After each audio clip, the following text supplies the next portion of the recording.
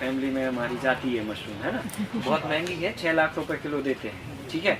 तो ये बहुत अच्छा मशरूम है। अगर इस पे भी आप दिमाग लगाओ तो आप ये बहुत छोटे कमरे में 10 बाई 10 के कमरे में लैब सेटअप करके आप कम से कम 50 लाख रुपए का आराम से रेवेन्यू तैयार कर सकते हैं 1 साल का। ये बहुत पोटेंशियल वाला है कि नहीं। तो ईंधन से रेवेन्यू जनरेट कर लिया, गैस से रेवेन्यू जनरेट कर लिया, इलेक्ट्रिसिटी से रेवेन्यू जनरेट कर लिया, और बाद में अब बचा वो कंपोस्ट, तो आपने जो है ना फिर उसे मैन्योर के रूप में यूज कर लिया, ठीक है कि नहीं। तो आपने कितने जगह रेवेन्यू बना लिया। और आपको मशरूम उगाने के लिए आपको रूम की तैयारी करनी पड़ती है, ठीक है। पहला काम होता है रूम को तैयार करना। रूम तैयार करने का मतलब ये है कि मशरूम उगाने के हिसाब से, ऐसा नहीं कि आपका कोई भी रूम हो, कैसा भी रूम हो, आप हर एक रूम को में मशरूम उगा लोगे। आपको मशरूम उगाने के लिए आपको रूम की तैयारी करनी पड़ती है। तो तैयारी में क्या चीज होती है, एक तो क्रॉस वेंटिलेशन चाहिए। सबसे पहले इंपॉर्टेंट बात है इसमें क्रॉस वेंटिलेशन। मतलब इसकी हम डिजाइन बना दे रहे हैं यहाँ पे मोटा मोटी। जैसे फॉर एग्जांपल अगर हम ये यहाँ पे घर बना रहे हैं, ये हमारा एक घर है, ठीक है। तो क्रॉस वेंटिलेशन का मतलब ये है कि अगर आपका दरवाजा यहाँ से है एंट्री पॉइंट, तो एग्जैक्ट पॉइंट जो है ना क्रॉस वेंटिलेशन। क्रॉस मतलब सामने में क्रॉस होना चाहिए, ये तरफ से फिर वेंटिलेशन होना चाहिए। अब देखो ये दरवाजा जो है ना फुल साइज का हो सकता है, ठीक है, लेकिन ये दरवाजा हाफ साइज का होगा। और हाफ साइज का कैसे, फॉर एग्जांपल ये बोथ भी हो सकता है, इस तरफ भी इस तरफ भी हो सकता है। ये हमने फुल दरवाजा लिया, यहाँ से क्या होगी, हवा आएगी। अब जाएगी क्या, हवा नहीं जाएगी, कार्बन डाइऑक्साइड जाएगी। हवा आई, मशरूम ने सांस ली। मशरूम इंसानों जैसे होते हैं, ठीक है, वो ऑक्सीजन को लेते हैं और कार्बन डाइऑक्साइड छोड़ते हैं। तो उन्होंने यहाँ से ऑक्सीजन ली और कार्बन डाइऑक्साइड छोड़ेंगे। कार्बन डाइऑक्साइड होती है भारी, तो भारी होगी तो क्या होगी, वो नीचे जाएगी। तो ऊपर के हमें वेंटिलेशन का कोई मतलब नहीं है, वो उल्टा और फर्क पड़ेगा। कैसे कि यहाँ से भी फिर हवा घुसने लग जाएगी। तो हमें जो ये वाला क्रॉस वेंटिलेशन चाहिए पड़ता है, उसमें हमें नीचे की तरफ, जैसे ये पूरा फुल दरवाजा है, मान के चलो यहाँ से लेके यहाँ तक, तो हमें क्रॉस वेंटिलेशन वाला दरवाजा चाहिए यहाँ से लेके नीचे तक। अगर 8 फीट का हमारा मेन दरवाजा है, 7 फीट का, उससे आधा और उससे भी थोड़ा कम, हमें 3 से 2.5 से 3 फीट का दूसरी तरफ वेंटिलेशन चाहिए, जिसमें हम नीचे की तरफ आई हुई कार्बन डाइऑक्साइड को बाहर कर सकें। और उसके लिए हमें चाहिए पड़ता है एग्जॉस्ट फैन, है ना, उल्टा घूमने वाला पंखा। तो आप पंखा भी देख लो कि भाई जो है ना कितना बड़ा रूम है और कितना साइज का हम लगा रहे हैं। अगर बड़ा रूम है तो बड़ा फिर पंखा लगाइए और उतना ही स्पेस छोड़िए जितना पंखा मतलब का स्पेस कवर अप करे। हाँ, ऐसा नहीं हो कि पता चला पंखा लगाया इतना सा और होल बना दिया इतना बड़ा, तो क्या होगा, फिर वो हवा तो फिर वापस अंदर आएगी। तो ये आपको सावधानी रखनी है। तो अगर ऐसा हो भी जाए, या मान के चलो पहले से हो, कोई खिड़की हो, कोई दरवाजा ऐसा हो, तो जैसे हम क्या करते हैं, हमारे पास जैसे रूम है, तो हमने क्या किया कि एक दरवाजे को तो पूरा ओपन रखा और दूसरे दरवाजे को आधा बंद कर दिया, और फिर हमने फैन लगाया। फिर उसके बाद जो जगह बची उसमें कार्डबोर्ड फंसा दिया, पुट्ठा फंसा दिया, तो रिटर्न हवा नहीं आएगी, ठीक है कि नहीं। और एक बात ध्यान रखना कि जो क्रॉस वेंटिलेशन हम बनाते हैं रूम का, वो रूम का क्रॉस वेंटिलेशन ऐसा ना हो कि हवा की ऐसे डायरेक्शन में हो कि वो हवा अंदर की तरफ आ रही हो और उसी तरफ आपका क्रॉस वेंटिलेशन हो। तो इसमें क्या होगा कि आप एग्जॉस्ट से तो धक्का मारेंगे बाहर की तरफ, और रिटर्न जो है ना वो कार्बन डाइऑक्साइड ऑक्सीजन में घुल के फिर रूम में आ जाएगी आपकी। ये नहीं होना चाहिए। अगर ऐसा है, क्योंकि अब ये तो नहीं हो सकता ना हम की खिड़की जो है ना हवा की डायरेक्शन में बनाने लग जाए, ये भी संभव नहीं होता अभी प्रैक्टिकली। तो फिर क्या करना इस केस में, फिर ये करना कि जहां पंखा आपका हवा दे रहा है, ठीक है ना, उसके आगे एक पाइप लगा दो आप, मोटा पाइप बोले तो कोई भी रिंग टाइप का कुछ भी लगा सकते हो आप, और उसका मुंह जो है ना आप नीचे की तरफ कर दो। अब हवा चलने दो, कोई दिक्कत नहीं। कार्बन डाइऑक्साइड आपने 2-3 फीट नीचे कर दी अगर उसकी डायरेक्शन, तो फैन में से हवा निकलेगी और जो है ना सीधी बेंड करके आप उसको नीचे कर दो, उसका चेहरा जैसे अपन टी लगाते हैं। तो इससे क्या होगा, कार्बन डाइऑक्साइड डाउन में चली जाएगी, फिर फ्रेश एयर आ रही है धोखे से तो आने बाहर की तरफ। बाहर की तरफ। पंखे में लगा के उसको, पंखा का जो आउटपुट है हाँ। उसके बाद आप लगा दो उसको, ताकि हवा जैसे पंखे से आए बाहर और वो फिर उसमें चली जाए आपके पाइप में, और पाइप में गई और वो यहीं नीचे चली जाएगी। ऐसा बैंड टाइप है कुछ। ये सावधानी रखना पड़ती है। अक्सर लोग जो है ना यहीं पे गलती करते हैं, फिर वो कार्बन डाइऑक्साइड वापस अंदर आ जाती है, फिर वो मशरूम ब्लैक पड़ने लगती है, क्योंकि मशरूम को चाहिए ऑक्सीजन, कार्बन डाइऑक्साइड उसे छोड़ना है। तो ये चीज आपको क्रॉस वेंटिलेशन रूम बनाते समय ध्यान रखना है। और एक बात, यहाँ पे जब हमने एयर को आने दिया, यहाँ से जाने दिया, अगर बड़ा रूम है तो आप इस तरफ भी ये कर सकते हैं काम, मतलब साथ में इस तरफ भी और इस तरफ भी, तो यहाँ पे भी आप एक क्रॉस वेंटिलेशन बना दें। तो रूम की साइज पहले से फिक्स नहीं है कि इतना ही होना चाहिए, वो डिपेंड ऑन कंडीशन, आपके पास कितना बड़ा, हम चाहें तो इतने बड़े रूम में भी कर सकते हैं, पर हमें फिर क्या करना पड़ेगा, एक तरफ की खिड़कियों को खोलेंगे हम, दूसरी तरफ की को बंद रखेंगे, ऐसा करना पड़ेगा, है कि नहीं।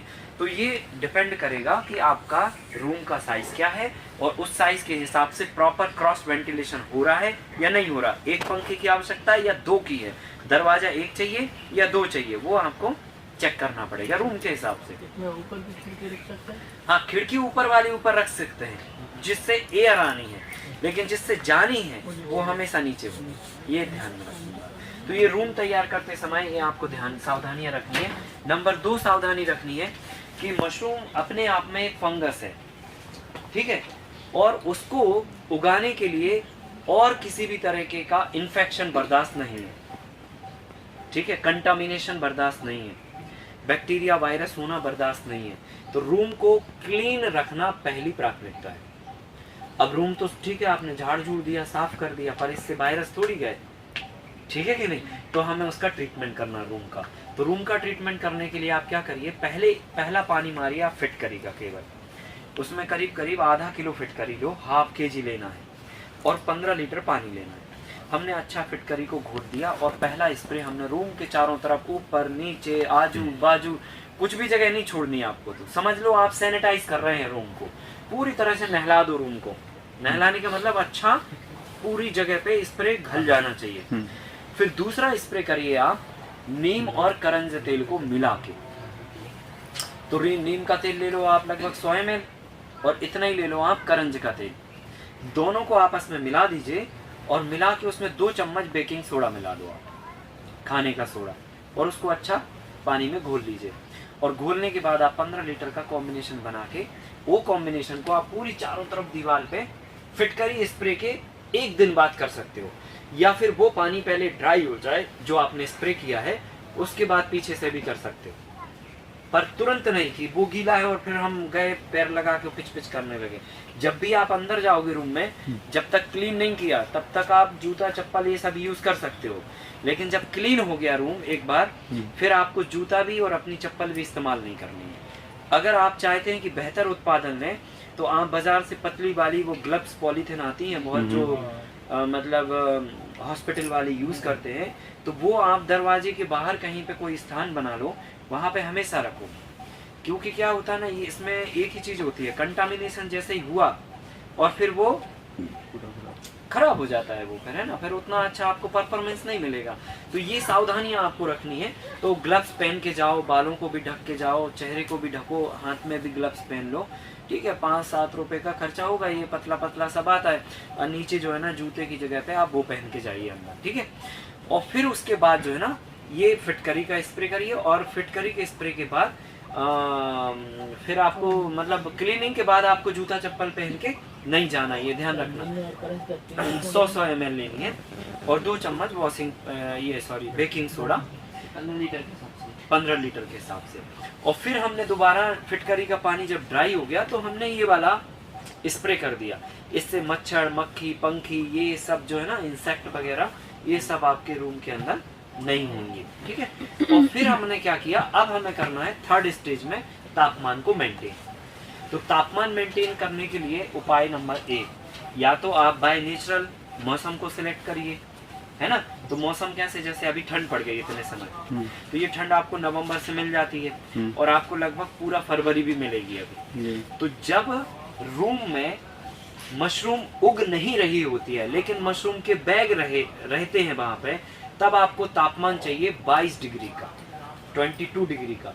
और इसके लिए आप या तो एक अंदाजा आपको हो, पता हो कि अभी कितना तापमान चल रहा हो, है ना, तो एक अंदाजे से कर सकते हो। अदरवाइज जो है ना टेम्परेचर मीटर आता है बाजार से, आप ले लो, एक 200-300 रुपए की डिवाइस है, आप जो है ना चेक कर लो कि अभी क्या टेम्परेचर है इसके अंदर, है ना, वातावरण का तो रूम टेम्परेचर आप चेक कर लो।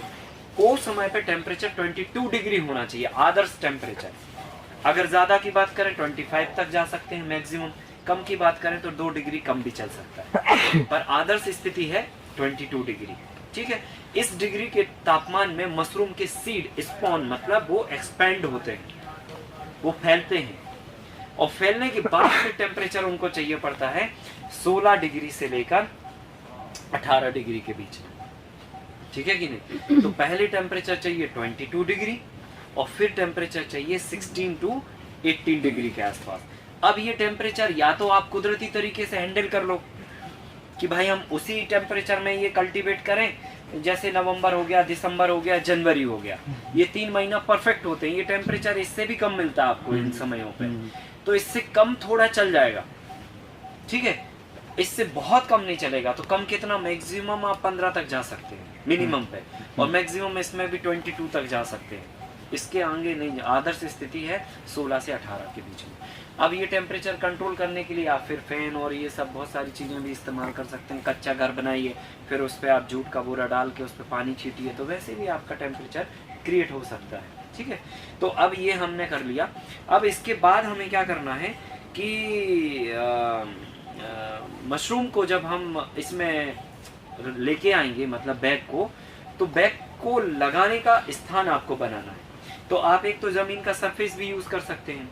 तो सरफेस अगर आप देख लो कि जहाँ पर आपका रूम है, क्या ज़मीन से कोई टेम्परेचर ऐसा कुछ है कि क्रिएट हो रहा है, या फिर जैसे अब हमारा ये वाला है, अगर घर की बात करें तो यहाँ पे तो नीचे फर्श जो ग्राउंड फ्लोर है वो तो एकदम परफेक्ट है इस काम के लिए, है कि नहीं? चारों तरफ से पेड़ हैं, अंदर में है, बाहर 5 फीट की गैलरी है, तो धूप का असर जो है ना पड़ता ही नहीं है। तो अंदर नीचे हमें कुछ करने की जरूरत नहीं। लेकिन अगर हम फर्स्ट फ्लोर की बात करेंगे तो हम उसमें क्या करेंगे फिर, क्योंकि वो ऊपर के वातावरण में नीचे की भी हीट लग रही है, आजू बाजू से भी थोड़ी लग रही है। ठीक है, तो हम फिर क्या करेंगे, उसमें नीचे जो है ना 4 इंच की रेत बिछा देंगे। अगर ऐसी कोई कंडीशन है तो रेत, नॉर्मल जो बालू आती है ना, प्लास्टर वाली, तापमान अधिक हो तो, हाँ तापमान अधिक हो तो जमीन पर रेत डाल दीजिए आप, और रेत डाल के उसको गीला कर दीजिए। कितना रेट होता है? रेत लगभग आप 4 इंच के आसपास इतनी मोटी परत डाल दीजिए, और फिर जो है ना आप उसको गीला कर दीजिए। ठीक है, तो गीला करने से क्या होगा, वो रेत जो है ना ठंडाएगी, नीचे का तापमान एकदम अच्छा रहेगा। अब फिर जाके आप जमीन के सरफेस पे भी वो बैग रख सकते हैं, और उसके लिए रैक सिस्टम बना सकते हैं। तो सबसे अच्छा उदाहरण हम आपको बताते हैं, जो सबसे सस्ता भी है और अच्छा भी है, क्योंकि वैसे आप पटिया करेंगे, ये सब रैक बनाएंगे तो बहुत खर्चा होएगा। तो आप सिंपल जो है ना 1-2 सूत की रस्सी ले आइए बाजार से, है ना, पतली वाली रस्सी होती है 2 सूत की, अपनी छिंगली होती है ना, इससे आधी मोटी होती है? हाँ, और 3 रस्सियों को एक साथ में जोड़ लीजिए आप, है ना। अभी हम आपको प्रैक्टिकल करा देंगे। 3 रस्सियों को एक साथ जोड़ लीजिए, और जोड़ने के बाद क्या करिए, उनको 2-2 फीट पे आपस में बांध दीजिए। 3 रस्सियों को 2 फीट पे आपस में बांध दीजिए, तो क्या होगा, ये गैप हो जाएगा ना, ये गैप में जाके हम अपनी पॉली बैग फंसा देंगे। और नीचे बंधा है और ऊपर भी बंधा है, फिर हमने 2 फीट के बाद फिर बांध दिया, फिर 2 फीट बांध लिया, तो ऐसे करके ऊपर से लेके नीचे तक आप देख लो 2-2 फीट पे कितना आपके पॉली बैग आ सकते हैं। तो अपन ने पता चला 5 जगह बांध दिया, तो 5 रैक बन गए आपके। समझ गए? तो रस्सी सबसे सस्ता उपाय होती है। रस्सी को हम बांध के मशरूम कल्टीवेशन में अपने रैक का बहुत सारा खर्चा बचा सकते हैं। तो 10-20 किलो आप रस्सी ले आओ, 1000-1500 रुपए के खर्चे में आप पूरे रूम को वो भर लोगे अपना। तो ऐसे करके हमें रैक बनाना होता है। जैसे हंडियाँ लोग टांगते थे ना पहले, दही की, दूध की, वैसे ही आपको करना। उसका सिस्टम ही यही रहता था कि नीचे जो है ना, जब रस्सी वो हो गई, हमने वहाँ पे उसकी गांठ लगा दी, तो वो क्या है, हंडी वहाँ पे नीचे नहीं जाएगी अब, और ऊपर वो फंस गई रस्सी में ऐसे। तो हमें इसमें भी 3 क्या करनी है, हंडी स्टाइल बनानी है। समझ लो मशरूम की जो पॉलीथिन है वो आपकी हंडी है, आइए यहाँ पे बांध दिया, अब ये नीचे नहीं जाएगी। अब फिर हमने 2 फीट के बाद फिर ऐसे ही कर दिया, तो ऐसे करके 2-2 फीट पे हमने रैक बना दिए। तो हमने रूम को पूरा ओके कर लिया। अब इसके साथ साथ हमें और भी कुछ चीज़ें समझनी है, जैसे कि हमें सबसे पहले ये समझना है कि हम रूम तो हमने तैयार कर लिया, ये रूम को तैयार करने की बातचीत हो गई कंप्लीट, है ना, जिसमें हमने एक एक स्टेप्स आपको सारे बता दिए। आपका पहले क्रॉस वेंटिलेशन होना चाहिए, फिर है ना रूम क्लीन होना चाहिए, फिर रूम का ट्रीटमेंट होना चाहिए, और फिर आप जो है ना रस्सी करके और वो कर सकते हैं, ठीक है ना। तो ये हमने ऐसे करके कर लिया। अब हम क्या करेंगे जी कि क्रॉस वेंटिलेशन रूम होने के बाद अब हम करेंगे मीडियम तैयार, इसको बोलते हैं मीडियम तैयार। मीडियम क्या होता है जी?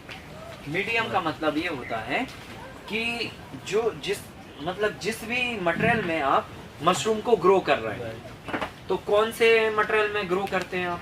तो भूसा चाहिए, उसके लिए स्ट्रॉ चाहिए।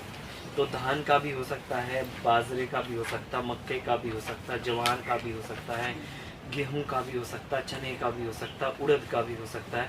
कोई भी मटेरियल का स्ट्रॉ चाहिए, भूसा चाहिए बेसिकली, है। तो भूसे को अब करना है ट्रीटमेंट, मीडियम तैयार कर रहे हैं। तो मोटा है, छोटा मोटा, बहुत मोटा नहीं, थोड़ा पतला ही चाहिए पड़ता है ना। पाउडर भी नहीं। हाँ। अब हम मीडियम को तैयार कर रहे हैं। तो मीडियम को तैयार करने के लिए पहला पॉइंट जो होता है वो होता है ट्रीटमेंट, यानी कि उपचार। करेक्ट, पहला होता है मीडियम, यानी कि मीडियम को तैयार करना, और उसका पहला पॉइंट है उसका उपचार करना।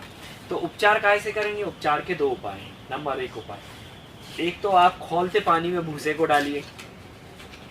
तो भूसे के अंदर क्या होते हैं? बहुत सारे bacteria, virus, germ, fungus, fungi, दुनिया भर की चीज़ें होती हैं। जब हम उसमें डालते हैं भूसे को गर्म पानी में, तो गर्म पानी जो है ना उसको क्या करता है, पूरे सब क्लीन कर देता है, हाँ, न्यूट्रल कर देगा।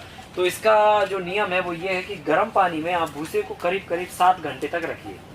पहले पानी को हमने खौला दिया, फिर उस खौलते पानी में, गर्म पानी में ही हमने भूसे को डाल दिया। तो आप क्या करिए, इसके लिए हौदा बनाना पड़ेगा, टैंक बनाना पड़ेगा। तो जैसे मान के चलो अगर हमें ये अभी करना है, तो हमने क्या किया, एक 500 लीटर का टैंक लिया, पानी को पहले कहीं गर्म किया, गर्म पानी को टैंक में डाला, और फिर उसमें ही हमने भूसा डाल दिया, और फिर उसको अच्छे से पानी में दबा दिया। अब उसको हम 7 घंटे तक रखा रहने देंगे। ढकना पड़ेगा? नहीं, ढकना नहीं है, कुछ भी नहीं। हाँ, ढक दो, कपड़े से ढक दो, या फिर आप ढक्कन से भी ढक सकते हो, परंतु एयर टाइट नहीं करना आपको, ठीक है कि नहीं। तो अपन ने ऐसे करके पैक कर दिया उसको। एंड पैक करने के बाद हम क्या करेंगे, एयर टाइट नहीं होना चाहिए, बस पैक कर दो ऐसा कि उसमें मच्छर, मक्खी, तितली ये सब ना जाए, अंडे वगैरह देना। तो ऐसे करके हमने कपड़े से भी ढक सकते हैं, मोटा कपड़ा से एक बार आप बांध दो, एयर टाइट बस ना हो। नहीं तो क्या है कि गर्म पानी में भूसे के साथ बनेगी गैस, और गैस बनेगी तो बर्तन भी फट सकता है और धमाका भी हो सकता है बिना दिवाली का, ठीक है कि नहीं। तो ये गलती नहीं करना है ना, वो एयर टाइट नहीं करना उसको, बस ऐसे ही नॉर्मल थोड़ा खुला रखो उसको, ठीक है। अब हमने क्या किया कि भूसे को ट्रीट करने के लिए एक उपाय है गर्म पानी का उपयोग किया। दूसरा उपाय है आपके पास, आप चूना से भी कर सकते हैं ट्रीटमेंट। अच्छा, लोग केमिकल रास्ते पे जाते हैं तो वो क्या करते हैं, कार्बनडाजिम से करते हैं, फंगीसाइड से करते हैं। तो हम लोग जो है ना केमिकल लाइन में नहीं जा रहे हैं, हम लोग जैविक उपाय में जा रहे हैं। तो जैविक उपाय है गर्म पानी से ट्रीट करना, और दूसरा उपाय है आपको चूना पानी से ट्रीट करना। हाँ, गर्म पानी से उपयोग करेंगे अगर ट्रीट करेंगे तो भूसे का केवल कंपोस्ट बन सकेगा फिर, ठीक है कि नहीं। लेकिन अगर आप चूना पानी से करेंगे तो मशरूम उगाने के बाद आप उसी भूसे को गाय के पेट में डाल के दूध और गोबर निकाल सकते हैं, और उससे एनर्जी और कंपोस्ट बना सकते हैं। तो ये 2-3 पॉइंटों पे आपके वर्कआउट हो जाएंगे, वहां से आपका रेवेन्यू बन जाएगा, है कि नहीं है। और यहाँ पे क्या है, सीधा आप फेंक दोगे उसे, कंपोस्ट में ही लेके चले जाओगे। तो यही तो हमें खेती बाड़ी में समझना है कि धंधा कहाँ है, ठीक है कि नहीं। तो हमने आपको एक बहुत बड़ी बात बताई है, अगर गंभीरता से समझो तो ये बहुत बड़ा पॉइंट है कि एग्रीकल्चर के अंदर इंफ्रास्ट्रक्चर और रॉ मटेरियल 2 चीजें होती हैं जहां से हम किसी भी रेवेन्यू जनरेट करने के माध्यम को तैयार करते हैं, है कि नहीं है। तो इंफ्रास्ट्रक्चर आपके पास है ही ऑलरेडी, जमीन है, जगह है, बांस है, बल्ली है, लकड़ी है, घर है, ठीक है, A by Z। और उसके बाद होती है आपकी रॉ मटेरियल।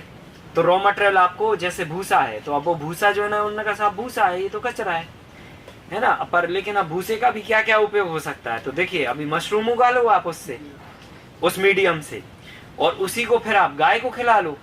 तो पहले मशरूम उगा के आपने उससे पैसे बना लिए, फिर उसी भूसे को आपने गाय के पेट में दिया, तो गाय ने उससे दूध बना दिया, तो दूध से आपने पैसे बना लिए, और फिर उसी भूसे से एनर्जी कंप्लीट कन्वर्ट करके गाय ने यूरिन भी बनाया, तो उससे आपने दवाइयां बना ली, उसी से उसने गोबर भी बना दिया।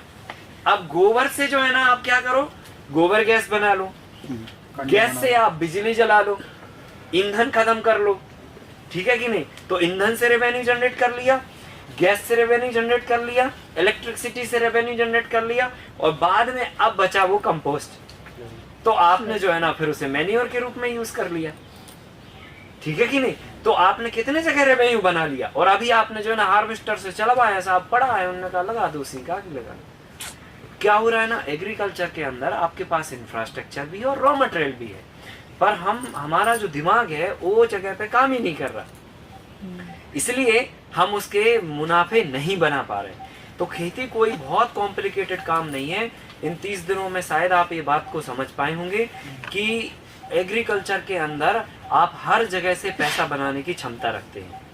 अब वो गोबर आया सो उठा के उसके कंडे बना दो, बत्ती बना दो, धूप बत्ती बना दो, दुनिया भर का आइटम बना दो, वो भी एक रेवेन्यू का माध्यम है। अब फिर उसके बाद जब वो जल गया, उसने धुआं दे दिया, तो राख बची, तो राख भी रेवेन्यू मॉडल में आ सकता है जी। उसका मंजन बना दो, उसका बर्तन का बना दो, नहीं समझे आप। तो उसको हम छोड़ ही नहीं रहे उसका पीछे है कि नहीं है। मतलब हर चीज पे आप वर्कआउट करिए, देखिए आप वो कितना जगह रेवेन्यू मॉडल बनता है। आगे यही चीज जो है ना एग्रीकल्चर के अंदर आना चाहिए, तब दुनिया की पावरफुल इंडस्ट्री बनने से कौन रोक सकता है, बताइए आप, हैं? कौन रोक सकता है आप। एक कचरे को आपने गोबर में कन्वर्ट किया, दूध बनाया, मिठाई बनाई, घी बनाया, मट्ठा बनाया, है ना, क्या क्या किया आपने उस कचरे से। कल वो साइंटिस्ट जो एक मतलब बता रहे थे, मतलब कि गाय जो है ना जी क्या नाम से डेयरी में आना चाहिए, गौशाला में आना चाहिए। मैं इस बात से मतलब पूर्णतः सहमत नहीं हूँ, है ना। मैं वापस उस बात को यहाँ पे कहना चाहता हूँ आप सभी से, गाय के लिए डेयरी जो है ना किसी अभिशाप से कम नहीं है। हाँ, आप लोग अगर कोई ये बात को पचा पाए तो ठीक है, अभिशाप से कम नहीं है, क्योंकि आज तक मेरा ऐसा अनुमान और अनुभव है, मध्य प्रदेश में सरकारों ने खूब डेयरियों के लिए सब्सिडाइजेशन किया, ये वो सब किया, और वहां पर उनके हाड़ निकले हुए हैं। कम से कम अगर वो छुट्टा थी, समझ गए ना, तो ठीक है, एक प्लास्टिक खाती थी, 2 रोटियां भी खा लेती थी, या मान के चलो सड़क का कचरा भी खा लेती थी, मान के चलो। वहां पे तो आपने उसको बंद कर दिया। अब बंद कर दिया तो 2 रुपए किलो मिलता है, बताओ, एक गाय को भूसा देने के लिए 2 रुपए मिलता है। क्या मजाक कर रहे हो यार आप, हैं? और जाके फिर वो 2 ही रुपए, अच्छा अब 2 रुपए मिलेगा साहब, हम सब्सिडी का इंतजार कर रहे हैं, नहीं मिली तो गाय भूखी खड़ी है, तो जेल है कि नहीं है वो, जेल से भी खतरनाक है वो। और मैं आपको एक बात बता दूं, ये आप कितना ही अस्वीकार कर लीजिए कि साहब लेबर नहीं मिलती, जे नहीं मिलता है, कौन ने कहा लेबर नहीं मिलती है। बेरोजगारी का आप भत्ता, अभी आप एक फॉर्म डालिए, कल आर्टिकल दीजिए आप दैनिक भास्कर में कि मतलब जितने बेरोजगार लोग हैं हमसे संपर्क करिए, हम आपको नौकरी देते हैं। आप पागल हो जाओगे, शाम को आपको ग्वालियर भेजना पड़ेगा अस्पताल, इतने बेरोजगार खड़े हो जाएंगे आपके पास। बात समझ में आ रही ना। बेरोजगार मतलब बेरोजगार लोगों की कोई कमी नहीं है, कमी है यहाँ पे भरे हुए कचरे को साफ करने की। अब वो यहाँ पे भरा हुआ कचरा कोई साफ करने को तैयार नहीं है। आप बताइए, 5,000 रुपए का बीडी साइड डाल रहे हो और किसान को कह रहे हो कि साहब जो है ना उसके पास खाने को नहीं बचा गाय को। कितनी पच रही आपको ये बात। भैया, हमारे खाने के पहले गाय का ही खाना उगता है। ये प्रकृति एक ऐसी व्यवस्था है जो बिना बोले समष्टि के सारे जीवों की व्यवस्था करती है। मनुष्य अपना दिमाग लगा के उस पर बीडी साइड डाल रहा है। आपको वो बीडी साइड डालने को टाइम है, पर वही घास गाय के पेट में डालने को टाइम नहीं है क्या? कैसी बात कर रहे हो यार, समझिए इस बात को, है ना। तो ठीक है, आप गौशाला बनाइए, वो सब करिए, आपको ब्रीडिंग करनी है, नस्ल सुधारनी है, बहुत अच्छा काम है और करना भी चाहिए। पर गाय जितनी हमारी गौशाला में सुखी रहेगी, किसान के खेत में सुखी रहेगी, उतना कहीं नहीं रहेगी, है कि नहीं है। तो इस बात को थोड़ा सा आप गंभीरता से लो। मतलब आप ये नहीं समझो कि नहीं गाय जो है ना वो गौशाला का काम है जी, गौशाला में भेज दो उसे, वो वहां रहेगी, वो उसकी कहानी बहुत है उसकी। अब आप कहो कि साहब लेबर नहीं मिलती है, तो फिर आप करो उसको। आप भी क्या करते रहते हो दिन भर, आप बताइए। आप कौन सी एजेंसी से रिपोर्ट बनवानी है, आप बनवा लो। भारत के किसान कितने घंटा काम करते हैं, आप बनवा लीजिए वर्ल्ड की कोई भी एजेंसी से रिपोर्ट। हमारी बात मत मानिए आप, 1 घंटे से ज्यादा एवरेज नहीं निकलेगा। तो इसका मतलब आपके पास 24 घंटे हैं मस्ती मारने के लिए हैं क्या, आप बताइए, हैं? तो ये समझो सिस्टम को, ऐसे नहीं है, आपके पास बहुत समय है। और अगर नहीं भी है समय तो आप अपनी फसल निकाल लीजिए, गाय को छोड़ दीजिए, वो खुद खा लेगी। आप कौन होते हैं उसको खिलाने वाले? वो तो खुद खा लेगी। अब आप छोड़ते हैं नहीं, रस्सी बांध देते हैं उसको, और फिर कहते हैं कि साहब खाने खिलाने को भी नहीं है, खाने को लगा है, उधर जाके आप बीडीसाइड डाल देते हैं। क्या मूर्खतापूर्ण वातावरण बना हुआ है। थोड़ी समझदारी डालो और एक मानवीय सोच का और मानवीय होने का तो परिचय दो कम से कम, ठीक है कि नहीं। तो ये गौशाला का कॉन्सेप्ट जो है ना हमें सूट नहीं करता है, ठीक है। और गाय अगर हर खेत में बंधेगी तो निश्चित तौर पे जो है अपने आप ये सारी चीजें ट्रैक पे आएंगी, समझ गए ना। कि एक व्यक्ति के हाथ में रहेगी, उसका दिमाग लगेगा यार दूध पैदा करो। अब वो दूध पैदा करने के चक्कर में बाहर का खाना भी खिलाएगा, ऑक्सीटोसिन इंजेक्शन भी लगाएगा, वो सारे कर्म करेगा। अब फिर आपको दूध देगा तो सही दूध थोड़ी मिलेगा। अब आपके पास गाय बंधी रहेगी तो आप जो है ना भाई ठीक है उसको चारा भी लेके आओगे, इंजेक्शन भी नहीं लगाओ, क्यों? आपको पता है कि यार जो है ना ये हमें नहीं करना, ठीक है, आधा लीटर देगी तो भी चला लेंगे, खुद का रहेगा, आप अच्छा दूध पियोगे, मजा है ना वो। तो ये थोड़ा इसको दिमाग में रखो, लेबर एबर की चिंता नहीं करो। ये बात सही है कि लेबर जो है ना नहीं है, लोग काम करने के लिए जब हम बुलाते तो लोग नहीं आते, ये बात सच्चाई है। पर अब नहीं आएंगे तो क्या हम वैसी पॉलिसियों की तरफ चले जाएंगे ना, तो और भी अभी सत्यानाश हो रहा था, अब सवा सत्यानाश होगा जी। तो ट्रैक सुधारने के लिए जो है ना हम ब्रेन वॉश करना चालू करें ना, हम किसान के यहाँ जाके दिन भर बैठे हैं, उसका कचरा साफ करें। इसका कचरा एक बार साफ कर दो कि पूरी इकोनॉमी सुधर जाएगी यार, पूरा ट्रैक सुधर जाएगा, है कि नहीं है। तो आप कचरा साफ करने में दिमाग लगाओ, ठीक है कि नहीं, आइए इसमें दिमाग मत लगाना। खैर, तो ये मुझे बताना था कि गौशाला से ज्यादा बेहतर विकल्प है किसान के यहाँ गाय का रहना, ठीक है, इतना कहना था। फिर देखो सबके अपने अनुभव हैं और अपने अनुभवों से लोग अपनी बातचीत रखते हैं, ये ठीक है। पर गाय किसान के खेत में ही सुखी रहेगी और कहीं सुखी नहीं रह सकती है, और ये सच्चाई। आप 5,000 करोड़ का बीडीसाइड डालते हो, उतनी की लेबर लगा दो गाय को कचरा निकालने के लिए, आप बताइए एम्प्लॉयमेंट जनरेट हो जाएगा? नहीं समझे, सोचना वैसा पड़ेगा साहब, वैसा सोचना पड़ेगा। तो हमने क्या किया, कोई भी मीडियम लिया और मीडियम को हमने ट्रीट किया, और ट्रीट करने के बाद अगेन हमने उसमें उसको क्या किया, 7 घंटे तक उसको रखने दिया उसमें, ठीक है कि नहीं, गर्म पानी, ठीक है, 7 घंटे तक उसमें रखा रहने दीजिए। अगेन 7 घंटे के बाद उसको निकाल के 7 घंटे रखना है, कारण क्योंकि अब वो गर्म भूसा है, गर्म भूसे को ठंडा होने देना है, उसके अंदर जो गैसेस बनी है वो गैसेस जो है ना आप उसको क्या करिए, इवापोरेट होने दीजिए, निकलने दीजिए, ठीक है कि नहीं। तो निकलने के बाद भी जो है ना फिर आप उसमें स्पॉन बीज डाल के और फिर उसकी बैगिंग कर सकते हैं। तो उसको कितने घंटे तक रखना है, 7 आवर्स तक रखना है, 7 घंटे तक डूबा रखना है, 7 घंटे तक मिनिमम, ज्यादा हो जाए 8, 9, 10 घंटे भी रख दो आप, तो ऐसी नहीं है तकलीफ कि कुछ गड़बड़ हो जाएगा। दूसरी बार खुला रखना है ना। हाँ, फिर आप क्या करिए, ऐसे स्लोप में रखिए जहां पर थोड़ा ऐसा स्लोप हो, 3-4 इंच का स्लोप हो, कि आप यहाँ पे भूसे को रखें तो उसका जो पानी है वो एक्सेस वाला बूंद बूंद बूंद बूंद करके सीपेज होके निकल जाए, तो वो हाँ 7 घंटे के लिए कम से कम रखना है। चूने में भी 7-7 घंटे, हाँ, और ज्यादा से ज्यादा 2-4 घंटे और ज्यादा हो सकते हैं, ठीक है ठीक है। तो हमने उसको निकाल के उपचार करने अब रख दिया। अब हम करेंगे उसमें स्पॉन डालेंगे, स्पॉन मतलब बीज डालेंगे। तो साहब इस चूना किसमें, अरे हाँ हाँ हाँ हाँ, इसमें देखिए ट्रीटमेंट करने के लिए भूसे का 2 गुना सॉरी भूसे का 3 गुना आपको पानी लेना पड़ता है। जैसे अगर 100 किलो आपको अगर भूसा ट्रीट करना है तो आपको 300 लीटर पानी गर्म करना पड़ेगा। समझ गए ना? भूसे का 3 गुना आपको ट्रीटमेंट के लिए पानी इस्तेमाल करना है।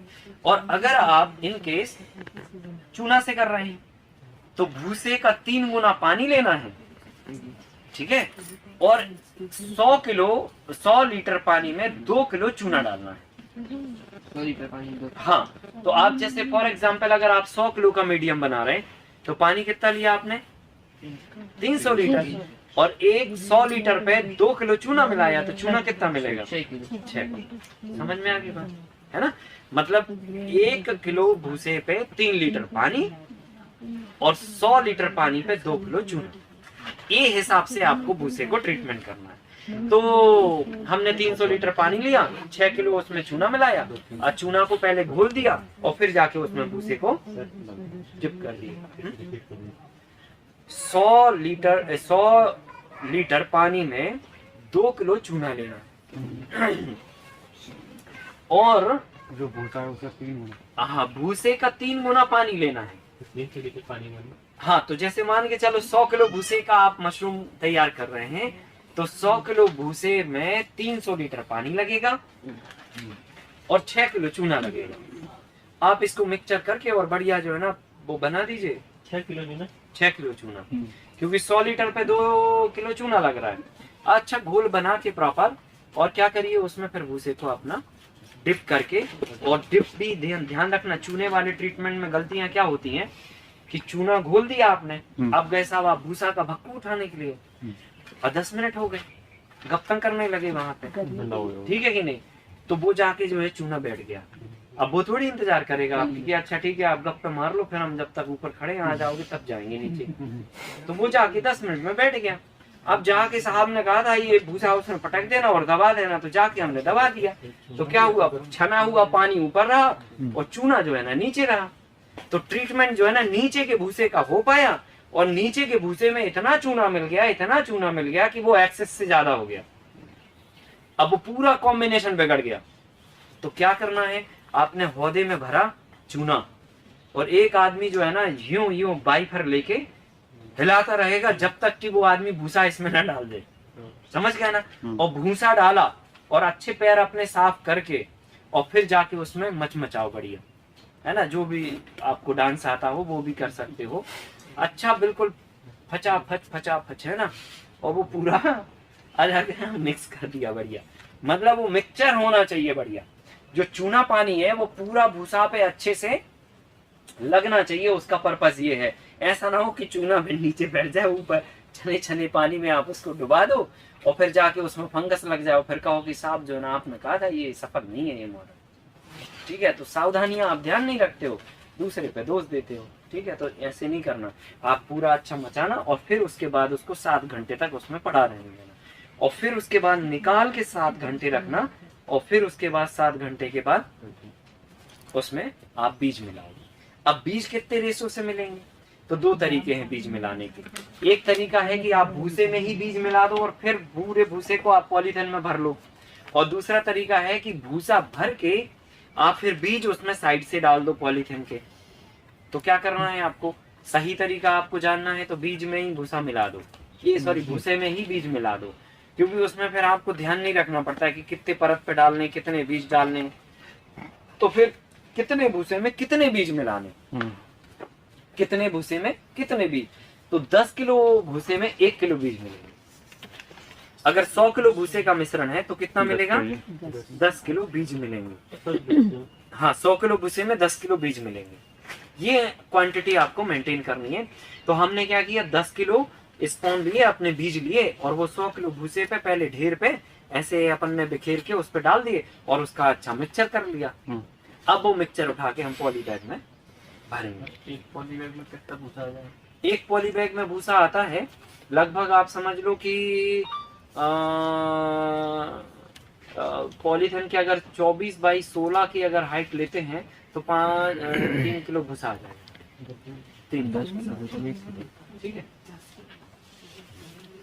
तो ऐसे करके हमने रखना रहता है। मीडियम, हाँ खुले में ही रखना है अभी। अब मीडियम हमने तैयार कर लिया। अब मीडियम तैयार करने के बाद गर्म पानी में डालना है या ठंडा पानी? नहीं, तुरंत डालिए आप तो गर्म में कोई दिक्कत नहीं। तीसरा होता है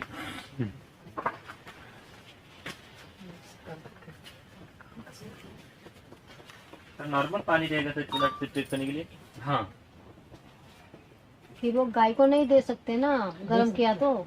गरम करेंगे तो गाय को नहीं फिर खिला पाएंगे आप भूसा, है ना। अभी भूसे से हमें दूध भी बनाना है, यूरिन भी बनाना है, एनर्जी भी प्रोड्यूस करनी है ना। पानी में चूना हाँ, मिला के कंडे भी बनाने हैं, राख भी चाहिए है, मंजन भी चाहिए है, वॉशिंग पाउडर भी बनाना है, अभी कितने सारे काम करने हैं। तो इसलिए जो है उसको गर्म पानी में नहीं करना। और गर्म पानी में से करोगे या कार्बन डाइजिम से करोगे, कहानी वहीं खत्म हो जाएगी। फिर आप ये आगे की कहानियां नहीं हम लोग कर पाएंगे, ठीक है। तो ऐसे करके ये करना।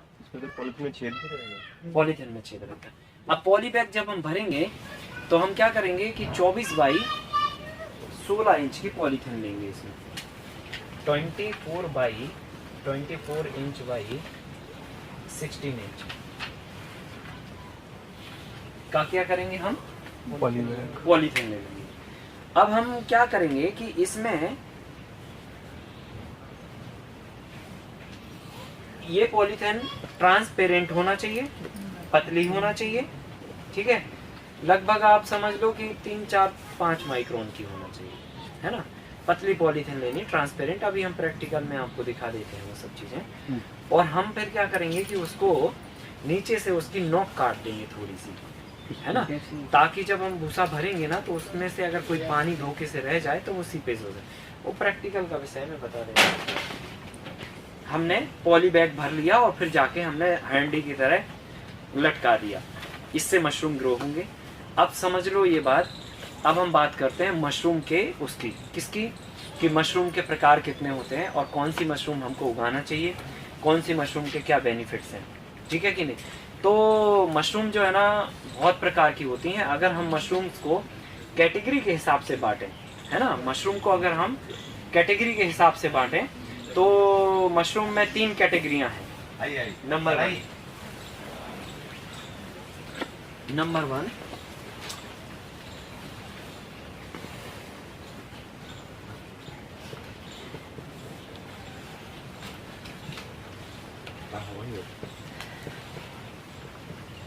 Medicine mushroom. मैडम हाँ, रीजनल सेंटर से आज हमारे बीच में डॉक्टर प्रियंका जी आई हुई हैं। एक बार उनका कर्तव्य से नहीं, वो तो आपने इसको सक्सेसफुल बना दिया। और जो है इस 30 दिनों के सफर में आज आपसे फिर हम सब लोग रूबरू हुए हैं। मैं उनका हार्दिक अभिनंदन और स्वागत भी करता हूँ।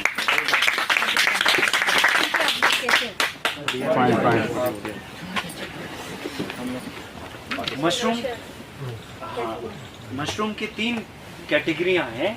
आराम 2 मिनट में आ रहा हूं। पहली कैटेगरी है मेडिसिनल मशरूम, ठीक है। तो मेडिसिनल मशरूम जो होती है वो दवाइयों के लिए इस्तेमाल की जाती है, ठीक है, मेडिसिन बनाने में यूज की जाती है। तो एक ये कैटेगरी है। दूसरा कैटेगरी है सुपर मेडिसिनल मशरूम।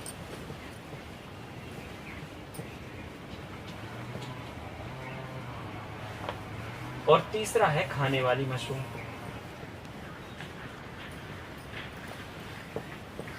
ठीक है।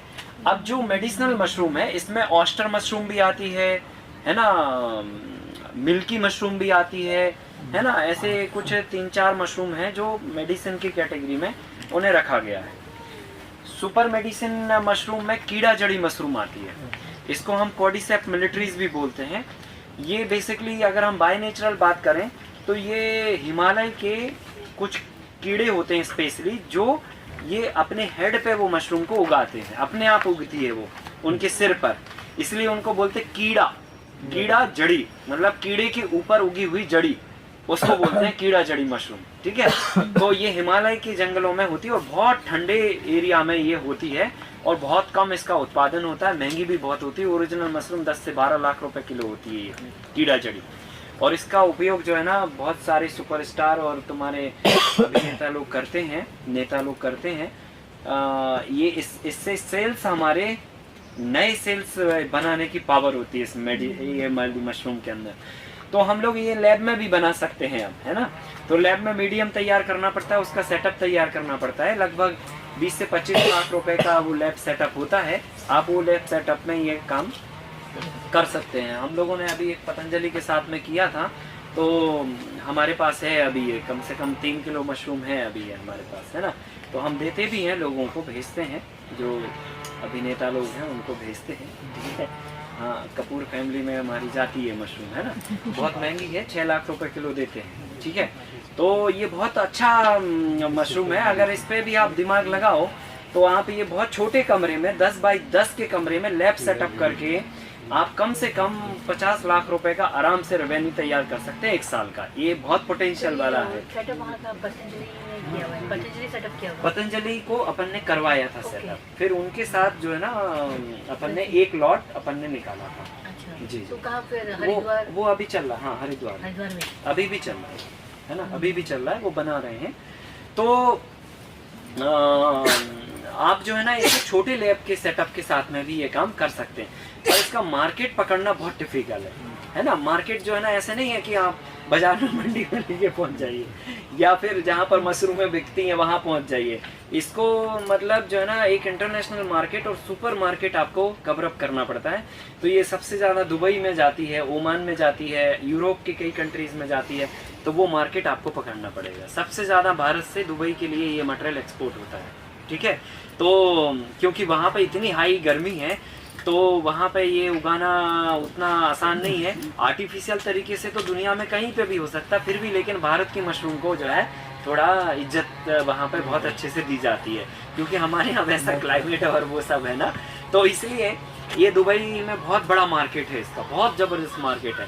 तो आप इसमें 10 बाई 10 के कमरे में एक लॉट में 3 महीने के अंदर आप कम से कम 10 किलो माल निकाल सकते हैं। 10 किलो माल का मतलब हो गया 2 लाख रुपए किलो भी गई तो 20 लाख रुपए का माल होता है। और आप साल में 3 राउंड आराम से लगा लोगे तो ऐसे 50-60 लाख का काम आप आराम से कर सकते हो। आप लोगों को अभी हम दिखाते हैं, वो बहुत स्पेशल मशरूम है, छोटा छोटा फुंसी टाइप की होती है और ज़बरदस्त है। उसको आप कुनकुने पानी में रात को डाल दीजिए और सुबह सुबह आप पी लीजिए तो फुटबॉल की तरह उछलेंगे आप, है ना। उसको हाँ एनर्जी ज़्यादा आती है, एनर्जी होती है उसमें, एनर्जी भी होती है और साथ में क्या होता है कि वो सेल्स को नया जनरेट करती है। तो जो पुराने सेल बॉडी में रहते हैं वही तो थकावट पैदा करते हैं, नहीं समझे आप। तो जो ट्रैक पे थे सर हम लोग, तो हाँ। खाना खत्म था, 24 घंटे ट्रैक करना था। तो हाँ। एक लोकल से उत्तराखंड थे, उन्होंने दी हमें निकाल के कीड़ा जड़ी, हाँ। तो उन्होंने अपने पास रखी हुई था के, तो उन्होंने दी। हम शाम तक चले जा रहे हैं, शाम को बोल रहे हैं आपने देखा क्या हुआ वो है। बहुत जबरदस्त मेडिसिन है। ये नेता अभिनेता लोग जो है ना ऐसे नहीं चमकते रहते 70-70 साल में, समझे। यही रोज डोज लेते हैं, एक शाम को एक सुबह में। तो हमारी कपूर फैमिली के लिए जाती है, करीना कपूर को हम भेजते हैं ये, ठीक है। 50 ग्राम उनको 1 महीने में लगता है, 50 ग्राम तो उनको भेजते हैं, 2-3 और लोगों को भी भेजते हैं, ठीक है। हमने एक लॉट उगाया था करीब 12-13 किलो का, तो अभी हमारे पास 3 किलो बचा हुआ है माल, ठीक है। तो ये बहुत अच्छा प्रोडक्ट है, मतलब आप इस पे काम कर सकते हैं, करना चाहें तो। हम आपको इसका डीप इन्फॉर्मेशन बाद में दे सकते हैं, पहले आप बना के आइए, मन क्या करना है। तो ये 3 तरह की मेडिसिन होती है और फिर लास्ट होती है अपनी खाने वाली मशरूम। तो जो खाने वाली मशरूम होती है इसमें सबसे ज़्यादा चलन में है बटन मशरूम, ठीक है। और फिर ऑस्टर भी कहीं कहीं पसंद की जाती है। और फिर इसके बहुत सारे बाय प्रोडक्ट भी बनते हैं, फेशियल वॉश भी बनता है, साबुन भी बनती है, पाउडर भी बनता है, आप ये वाला क्रीम भी बना सकते हैं। बहुत सारी अलग अलग तरीके की क्रीमें बनती हैं अलग अलग जगहों पर लगाने के लिए। तो बहुत इसमें अंदर काम है, वैल्यू एडिशन में चले जाएंगे तो। कुल मिला के मेरा कहने का मतलब ये है कि मशरूम हमारी लाइन का काम है, ठीक है। हम जो काम कर रहे हैं उसी में हमारा ये क्लब किया जा सकता है और इससे अच्छा खासा हम एक बैकअप अपना तैयार कर सकते हैं। तो बहुत ज़बरदस्त चीज़ है ये, इसको आप लोग करिए अगर करना चाहें तो। आपके पास रॉ मटेरियल है उपलब्ध तो इसको अपने काम का हिस्सा बनाइए और ज़्यादा से ज़्यादा रेवेन्यू जनरेट करने का प्लान प्रिपेयर कीजिए, ठीक है। तो ये मशरूम के बारे में जो है ना एक थ्योरेटिकल इन्फॉर्मेशन थी। अब हम आपको प्रैक्टिकल कराने जा रहे हैं। तो कैसे पानी को तैयार करना, कैसे भूसे को रेडी करना, कैसे उसमें मिलाना, मिक्स करना, ये वो सब है ना, सारा जो है ना हम आपको प्रैक्टिकल कराते हैं तो आपको समझ में आ जाएगा। थोड़ा मोबाइल और मोबाइल सर इसमें चूना को ये भुजा हुआ डाल सकते हैं या यही डालना चाहिए? सर ये चूना पाउडर है ना। नहीं, पत्थर डालना। सब बंद कर दो बॉल। और 1 किलो चूना डालेंगे 50 लीटर पानी, सॉरी 100 लीटर पानी, 2 किलो डालना था। हाँ सर, 100 में 2 ही तो डाल। 50 में 1 लीटर 1 किलो चूना, 50 लीटर पानी। 100 लीटर पानी होगी। 3 किलो सॉरी मतलब 100 किलो भूसे पे 300 लीटर पानी होना चाहिए। तो अभी पानी 50 लीटर है अगर, तो भूसा जो है ना उसका 100 लीटर है पानी। हाँ सॉरी 100 लीटर पानी है, तो 100 लीटर पानी में लगभग भूसा आएगा अपना 25 लगभग है ना। 35 किलो ये कितना आ रहा है इसमें? ये 1.5 किलो। 1.5 किलो है ये। हाँ। मतलब वो वजन काट लिया उसका? हाँ, हाँ। अच्छा। तसले का वजन का। कम चौड़ी है ये, 24 बाई 16 की होनी नहीं 12 है ये, ठीक है। तो ये 24 होना चाहिए ऐसे में और 16 होना चाहिए ऐसे में। तो ये है 12 बाई 24, मतलब 1 फीट बाई 2 फीट की है ये पॉलीथीन। अच्छा, और थोड़ी पतली भी कम है, तो अपन जो नॉर्मली इससे भी पतली पॉलीथीन ले सकते हैं, क्योंकि अल्टीमेटली अपन को भरने के लिए तो चाहिए है और उसका तो कोई यूटिलाइजेशन है नहीं। पतली लेंगे तो ज़्यादा नंबर ऑफ पॉलीथीन आपको कम मतलब आ जाएंगी, तो ऐसे अपन करते हैं। तो इसके लिए अपन जो है ये अपन वो कर लें 16 बाई 24 इंच की अपन को पॉली बैग लेनी है इस काम के लिए, ठीक है। अब अपन क्या करते हैं कि जब अपन पॉलीथीन ले, ये में भी चल जाएगा, पर क्या है कि फिर वो जितना चौड़ा थोड़ा रहता है ना, उतना ज़्यादा मतलब वो निकलने के उसमें चांस रहते हैं। तो ये भी यूज़ की जा सकती हैं, ऐसा नहीं है। थोड़ी पतली बस होना चाहिए, बस ध्यान रखना, ठीक है। अब पॉलीथीन जब लेंगे ना, उसको नीचे की तरफ इतना ये काट देते हैं ऐसा, ये ऐसा एक जगह से, एक जगह से, है ना। निप काट नहीं, दोनों तरफ से, ये यहाँ से भी और यहाँ से भी। तो इससे क्या होता है, जब अपन भूसा भरते हैं ना उसमें, मतलब पॉलीथीन में, तो भूसा भरने के बाद क्या होता है कि जैसे भूसे में थोड़ा बहुत मॉइस्चर रह गया, तो वो क्या होता है कि ऐसे करके रखने से वो मॉइस्चर सीपेज होते हुए एक्सेस पानी निकल जाए, बूंद बूंद करके टपक जाता है ऐसे। तो इसलिए अपन ये कट करके रख देते हैं। फिर अपन जो है ना इसमें भरेंगे वो क्या नाम से भूसा और वो सब ना, और फिर उसके बाद जो है ना इसको मतलब वो करके ऐसे बैगिंग करके और वो कर देंगे, ठीक है। इसको डायरेक्ट लटका सकते हैं? डायरेक्टली तो लटकाना है। इसका सर मुंह बंद करेंगे ऊपर से? हाँ, पूरा बंद करना है 22 दिन और 16 दिन तक पूरा हमेशा हमेशा के लिए।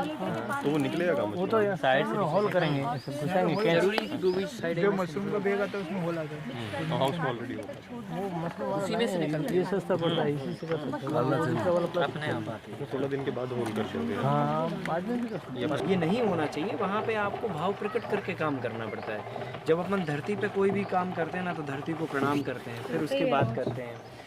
कोई भी पेड़ से अगर आप पत्ता ले रहे हैं, फल ले रहे हैं, तो उनको प्रणाम करते हैं। तो ये एक भाव होता है। सृष्टि चलाने के लिए व्यवस्था बनाई गई है, तो आप जल है, कोई जल भी जो है ना प्रणाम करके लेना चाहिए। जल एक ऐसा तत्व है जिसके बगैर पूरी धरती की और पूरी मानव जाति का मतलब पार्ट है वो।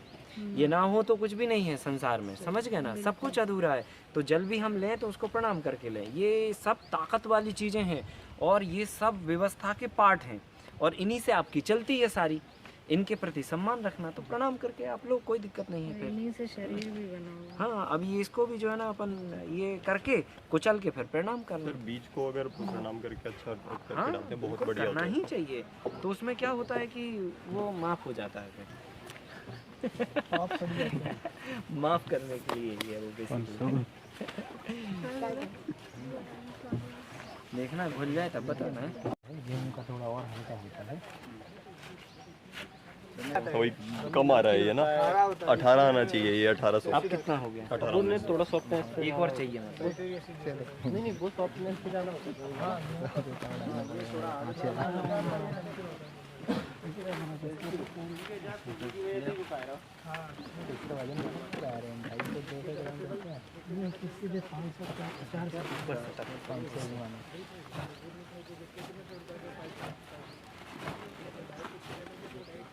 गौरव भाई,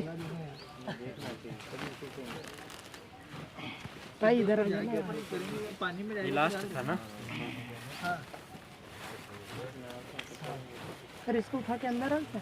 हाँ अब वो मुँह बांध दो, स्पून तो अपने पास सोख।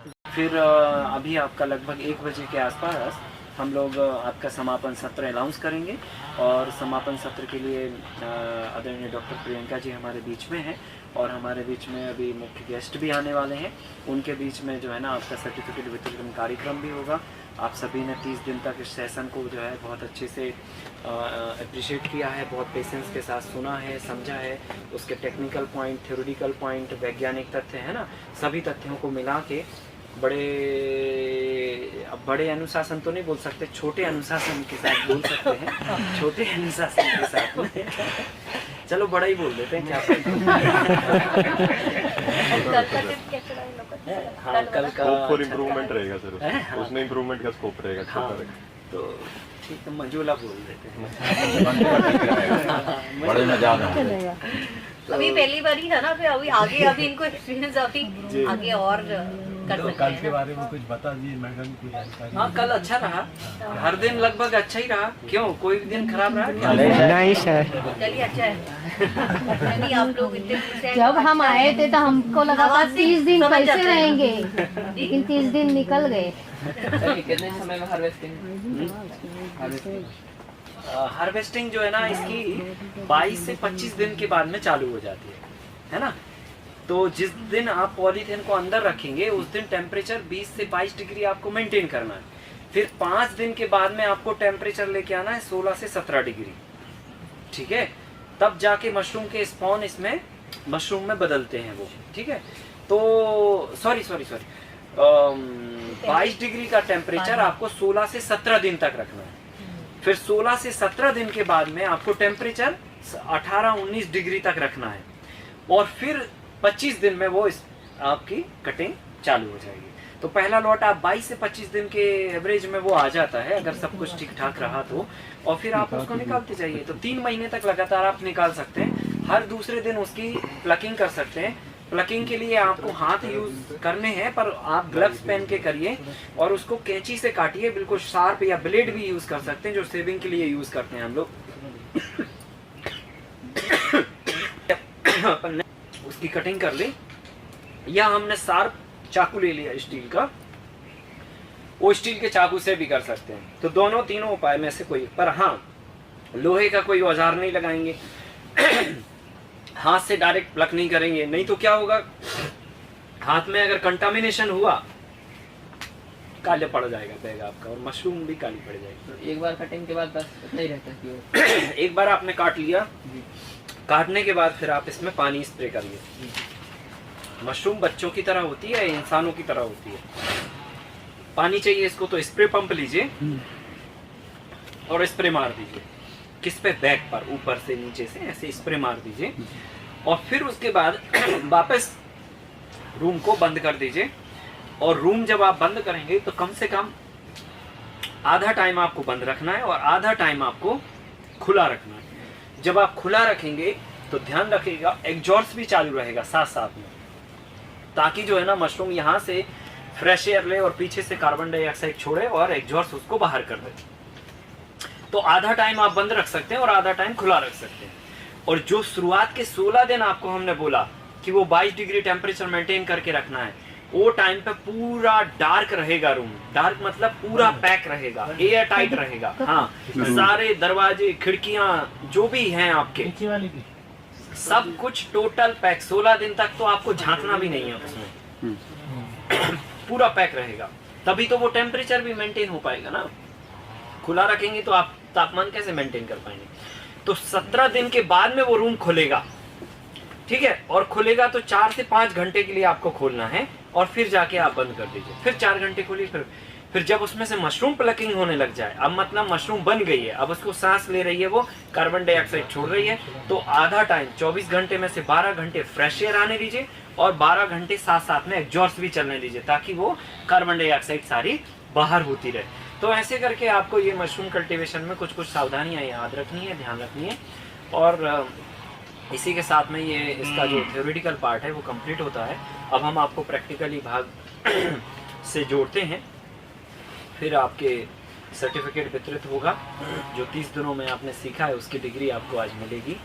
और ये बड़ा सौभाग्य का दिन है जिसमें राजपूत सर तो नहीं आ पाए, लेकिन हमारे बीच में हमारे इस प्रोग्राम की पूरा जो कोऑर्डिनेट किया जिन्होंने, और आपके ही माध्यम से ये प्रोग्राम जो है ना ऑर्गेनाइज हुआ। तो डॉक्टर प्रियंका जी हमारे बीच में हैं, तो उनके माध्यम से और हमारे गेस्ट आने वाले हैं, आपको अतिथियों के माध्यम से जो है ना सर्टिफिकेट वितरित किए जाएंगे।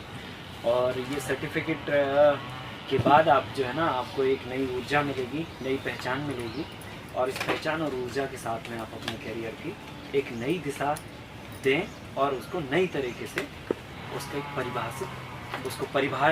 परिभाषा में गढ़ें, है ना। कुछ नया जो है करने के लिए आपके लिए कल से रास्ते खुले हैं।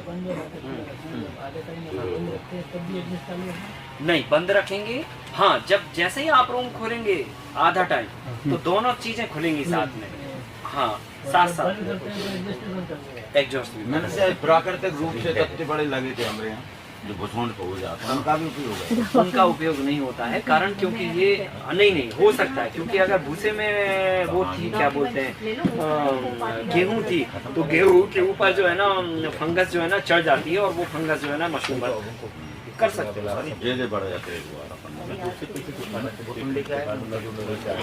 वो तो ढेर लगा के रख दो अपने आप हो जाएगा। धूप में रखना है सर कि छाव में रखना है? कहाँ रखना है, छाव में रखना है धूप में रखना है? उसको धूप में नहीं रखना है, छाया में ही रखना है। विश्वकांत शर्मा को समय में लाके स्पून डाली जी सर, तो उनमें पॉलीथीन पहले से ही छिद रही। हाँ सर सुपर मेडिसिन का क्या करना है? सुपर मेडिसिन का तो टेम्परेचर जो है ना बहुत कम डिग्री होता है, 11-12 डिग्री होता है और वो पूरे टाइम वही टेम्परेचर होता है ना।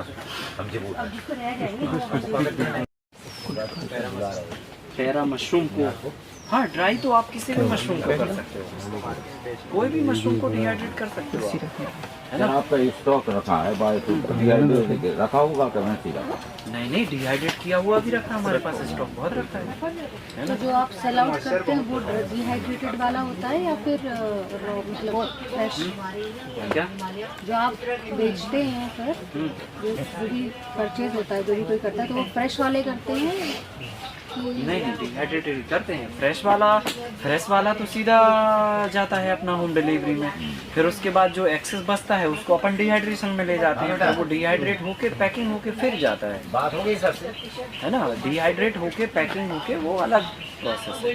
सर वजन तो उसका बहुत कम होता होगा, वैसे ही बहुत कम होता है। तो डिहाइड्रेटेड वाला ज़्यादा कॉस्टली होता है, डिहाइड्रेटेड वाला ज़्यादा कॉस्टली होता होगा हो जाता है। वो जैसे बैगन है, अपन नॉर्मल बैगन जो यूज कर रहे हैं वो पता चला 10 रुपए किलो है, डिहाइड्रेट रुपए किलो हुआ तो 800 रुपए का हो गया ना, तो 100 रुपए 800 में बदल गए, 50 रुपए किलो पड़ गया, 50 रुपए किलो पड़ गया। फ्रेश के कैलकुलेशन के हिसाब से लगा दो, और मंडी आप लेके जा रहे तो उसको 10 रुपए मांगने हैं। अच्छा सबसे इम्पोर्टेंट बात क्या है कि आप जब पूरा हिसाब किताब लगाएंगे ना, तो पूरे हिसाब किताब में जो है ना आप देखेंगे कि भाई इसमें हमने वेस्टेज भी बहुत सारा निकाला, ट्रांसपोर्ट भी बहुत सारा बचा लिया, है कि नहीं है। लॉजिस्टिक 2 जगह बचेगा, एक तो आप बड़ा मटेरियल जब पेरिसेबल आइटम ढोएंगे ना तो उसमें वजन इतना ज्यादा होगा, वो वजन ढोने में ट्रांसपोर्ट आपका ज्यादा लग जाएगा, और जो सूखा मटेरियल होगा उसका वैक्यूम कम हो जाएगा, वॉल्यूम कम हो जाएगा। जो मटेरियल आप 100 किलो इतना बड़ा भर के ले जाओगे गाड़ी में, वो जब सूख जाएगा 3 किलो बचेगा तो झोली में रख के लेके चले जाओगे, है कि नहीं है। तो वॉल्यूम भी आपका कम हो गया, तो उस बिहाफ से भी ट्रांसपोर्ट बच गया, और दूसरा ट्रांसपोर्ट की हमें मंडी को सीधा नहीं ले जाना पड़ा, तो वो ट्रांसपोर्ट बच गया। तो आपके 2 जगह ट्रांसपोर्ट बच रहे हैं। सर उसकी गुणवत्ता में क्या असर होगा? कौन सी गुणवत्ता में? कोई असर नहीं है, बस ये है कि आपको उसको 10 मिनट पानी में फुला के रखना है और फिर ही उसको इस्तेमाल करना है। सादा पानी में? सादे पानी नहीं, थोड़ा कुनकुना पानी हो तो ज्यादा अच्छा रहता है ना, थोड़ा कुनकुना पानी हो तो ज्यादा अच्छा रहता है। एकदम फ्रेश के जैसा ही रहेगा वो? हाँ फ्रेश के लगभग इर्द गिर्द होता है। अगर आपको जैसे मान के चलो आपको बताया ना जाए कि आज हमने डिहाइड्रेट बैगन की सब्जी खिलाई तो आपको पता नहीं लगेगा, और आपको बता दे तो जरूर लग जाएगा फिर। लेकिन कंजम्पशन से बेस्ट क्या होता है, फ्रेश या डिहाइड्रेट? देखो कंजप्शन के हिसाब से कहा जाए तो फ्रेश से बेहतर कुछ नहीं होता, लेकिन दुनिया जो है ना जब न्यूट्रिशन टैबलेट खा रही है ना, फूड सप्लीमेंट ले रही है, और तमाम तरह की जो है ना टैबलेट्स के माध्यम से या जो भी टॉनिक है उसके माध्यम से बॉडी को अलग अलग तत्व दे रही है, तो हम भी ये काम कर सकते हैं ना, क्या बुराई उससे तो बेटर ही है ना। और हम जो है ना इस प्रोस्पेक्ट से नहीं कर रहे हैं कि आपको ग्रीन सब्जियां ना दे पाए, हम इस प्रोस्पेक्ट से कर रहे हैं कि हम फ्यूल इन्वायरमेंट बचाना चाहते हैं, हमारा वो सबसे बड़ा मुद्दा है। ट्रांसपोर्ट बचाना चाहते हैं हम, मटेरियल की कॉस्ट जो है ना रिड्यूस करना चाहते हैं, सोसाइटी के लिए भी और हम अपने लिए भी। और जो मटेरियल वेस्टेज जा रहा है डंपिंग यार्ड में जो सड़ता है उसको भी हम सेफ रिजर्व करना चाहते हैं। तो इसमें म्युनिसिपल कॉर्पोरेशन का टाइम और धन बचेगा। अभी इतना बड़ा पहाड़ खड़ा करते हैं, उनको जगह कम लगेगी, उनका ट्रांसपोर्ट कम होगा, उनको सिरदर्द कम बनेगा, क्योंकि 25% तो हम फेंक ही देते हैं। आप अगर एक शहर का कैलकुलेशन लगाएं, हमने आपको एग्जांपल बताया था, मुंबई म्युनिसिपल कॉर्पोरेशन के कमिश्नर जो है ना अपने यहाँ 7 दिन का ट्रेनिंग कर चुके 2019 में, वो हमको बोल रहे थे 10 करोड़ की सब्जियां लगती हैं बम्बई शहर में एक दिन के लिए, सब्जियां और फल मिला के 10 करोड़ का बजट है एक दिन का, पर डे का इतना खर्चा मतलब सब्जी और फलों पर हो रहा है पर डे। अब ये बताओ कि 10 करोड़ में से मतलब जो है ना कितना सारा सब्जी जो है ना वेस्टेज चला जाता। क्यों? आप लौकी लेके आए, छिलका छीलोगे फेंकोगे, है, आप भिंडी लेके आए, आगे की निकालोगे, पीछे की निकालोगे, थोड़ी कड़ी निकल गई उसको भी फेंकोगे, थोड़ा एक बीच में कुछ कीड़ा फंसा था उसको भी काट के फेंकोगे। तो जितना लाते हो लगभग उतना फेंकते भी हो आप, छिलका समेत मिला के। अगर उतना भी ना मानो तो 25% तो मान सकते हो, तो 25% तो आप फेंकते ही हो। और 25% को पहले कहाँ से, इधर से बम्बई ट्रांसपोर्ट किया गया, नहीं समझे आप, तो वो भी साथ में ट्रांसपोर्ट हुआ, उसको भी जबरदस्त देखना आप, वो मटेरियल को डंपिंग यार्ड में सड़ाना है, तब भी आप ढो रहे हैं उसको यहाँ से वहां तक, फिर वहां से हर जगह जहां जहां से भी वो ट्रांसपोर्ट से गुजर रहा है वो सब जगह से ढो रहे हैं आप, और फिर लास्ट में जाके उसे जब वो निकल गया तब फिर वापस फिर डंपिंग यार्ड के लिए फिर ले जा रहे, समझ गए ना। तो कितनी बार आपने ट्रांसपोर्ट लगाया।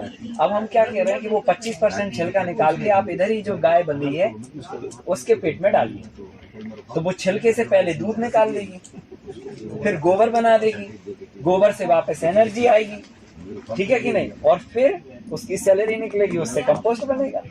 तो कितना सारा आपने काम कर लिया, है कि नहीं है। लौकी को छीलना जरूरी है डिहाइड्रेट करने के लिए। हाँ, वो छीलना जरूरी है। आपको तो उस लेवल पे मटेरियल को लेके जाना है जिस मटेरियल पे हम सीधा कढ़ाई में फ्राई मारते हैं, ठीक है कि नहीं, कढ़ाई में फ्राई मारते हैं।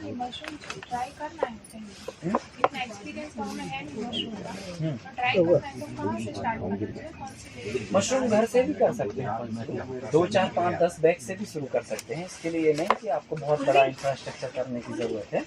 अब कौन सी वैरायटी करनी चाहिए जो कम सेंसिबल है? ऑस्टर मशरूम सबसे ठीक है, शुरुआत कर। सर छेद कैसे करना है पॉलीबैग? वो अभी कराएंगे, अभी दूसरा ट्रीट हो रहा है, अभी उसको करके शाम तक कराएंगे। आप कर रहे हैं? हाँ, क्या बोले आप? टेम्परेचर के लिए पूछ रही थी, आप फिर से एक बार बोल दीजिए। एक से जैसे हमने रखा है, हाँ, उससे 16 दिन तक हाँ, उसको छेड़ना ही नहीं, बंद रखना। फिर 17 से लेके 22 तक 4-4 घंटे खुला रखना है, 4-5 घंटे। जैसे गेट भी खोल दिया और एग्जॉस्ट, और फिर जब फ्रूटिंग आने लगे तब पूरा 12-12 घंटे उसको, जब मशरूम निकलने लगे तब उसको 12 घंटे खोल के रखना है, और पंखा मतलब उल्टा घूमते रहना चाहिए, और फ्रेश एयर अपने आप आना चाहिए। तो जैसे ये विंडो आपने खोल दिया, अब इसमें से फ्रेश एयर आ रही है, अब आ रही है, तो यहाँ पे ये वाला दरवाजा पूरा ऊपर से पैक हो और नीचे 2-3 फीट बस खुला हो जिसमें एग्जॉस्ट फैन लगा हो, और वो पूरी हवा मतलब बाहर करता जाए, ऐसे। हाँ, वैसे वैसे वैसे, ठीक है। मशरूम भी करने लायक काम है, ऐसा नहीं है। आप 10 रुपए किलो भूसा लेके आइए, आप 1 किलो भूसे से लगभग 40% मशरूम बनाते हैं। 40% का मतलब कितना हुआ? 1 किलो भूसा का अगर रेट से हम कैलकुलेट करें 400 ग्राम, तो 10 रुपए का भूसा हुआ आपका, और सब मिला के 1-2 रुपए की और कॉस्ट है आपकी, ट्रीटमेंट की, पॉली बैग की, सब मिला के। तो मान के चलो 2 रुपए और खर्चा हुआ, तो 12 रुपए खर्च हुए आपके, ठीक है। मोटा मोटा 15 रुपए मान लो, 3 रुपए और रख लो रफली, ठीक है कि नहीं। 15 रुपए खर्चा हुए, अब बनेगी उससे 400 ग्राम मशरूम 1 किलो से, एक बार में, ठीक है। मतलब 40% भूसे का 40% वेट से मशरूम का प्रोडक्शन होता है ना। तो 40% निकला तो 200 रुपए किलो मशरूम का रेट है गीला, और आप उसको अगर अच्छे से बेचें तो 300-400 रुपए किलो तक भी बेच सकते हैं आराम से, फ्रेश मशरूम। तो 200 रुपए अपन डिहाइड्रेट करके 1000 रुपए का हो जाता है वो सर यूरोप वाले तो 15-15 हजार में खाते हैं। हाँ वो तो ठीक है, फिर आप क्वालिटी रेस करेंगे, अपन मिनिमम पकड़ के चल रहे हैं। तो 200 रुपए किलो का भी अगर अपन ने कैलकुलेशन किया तो कितना आया फिर 400 ग्राम कितने का हुआ, आधा किलो 100 रुपए का हुआ, 80 का हो गया ना। तो आपने 15 लगाए और 80 आ गए आपके, और कितने दिन में 22 से 25 दिन में निकलने लग जाएंगे वो। मैक्सिमम आप 3 महीने का राउंड मान लो, 3 महीने का भी राउंड लगा तो 15 रुपए लगा के आपने 80 रुपए बना लिए, tax free income, white income, क्या बुरा है। और हमने सब कैलकुलेट कर लिया। भूसा भी 10 रुपए, आप तो जब 4 रुपए किलो भूसा होता तब स्टॉक कर लो, 6 रुपए यहाँ पे भी बचाइए आप, है कि नहीं है। इंफ्रास्ट्रक्चर आपका है तो वहां पे भी आप बचा लो, और कितना बचाओगे, 10 रुपए में आपका निपट जाता सारा, बहुत खींच खाच के उसमें भी हम लोग तो बचा लेते हैं। और अगर आप खुद खेती कर रहे हैं तो आपका खुद का भूसा है कि नहीं है, तो उसका कोई खर्चा नहीं है। तो कुल मिला के अगर आप 10 रुपए लगा के 80 रुपए बना रहे हैं, 8 गुना 3 महीने में कर रहे हैं, तो ये भी अच्छा काम है। और इसमें ना हल जोतना है, ना ट्रैक्टर चाहिए, ना दवाई चाहिए, ना दारू चाहिए, ना खाद चाहिए, ना मेंटेनेंस चाहिए, ना ये करना ना वो करना। आपके पास यही बस आप बाम्बू से ऐसे ही झोपड़ा टाइप का बना लो, ऐसे नहीं करो। और सर बहुत अगर हम हमारे पास ऐसी एबिलिटी है कि चलो हिमाचल में या ऐसा रूम है हमारा, तो वहाँ पे लो टेम्परेचर में ये सुपर मेडिसिनल कर सकते हैं खुद से? सुपर नहीं हो पाएगा। कैसा सुपर नहीं हो पाएगा, जैसे आपने सुपर मेडिसिनल में बताया है, हाँ तो वो नहीं कर सकते, वो नहीं कर सकते। वो उसके लिए लैब चाहिए, खर्चा भी चाहिए, करीब 20-25 लाख रुपए की लैब सेटअप है वो।